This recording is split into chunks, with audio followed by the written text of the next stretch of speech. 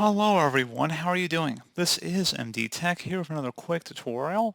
In today's tutorial, I'm going to show you guys how to delete Mozilla Firefox history, cache, cookies, and saved passwords. So this should hopefully be a pretty straightforward process, guys. And without further ado, let's go ahead and jump right into it. So we're going to start off by opening up Firefox if it's not already open.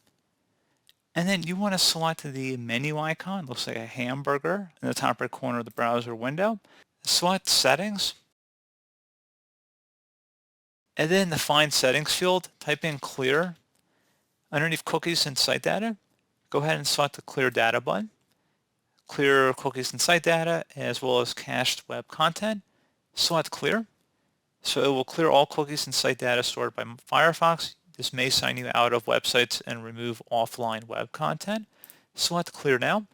And now for the history option, if you want to just turn off history saving in general, you can click on the drop down and set it to never remember history if you choose to do so. And now you want to go ahead and clear the Firefox history. So select that.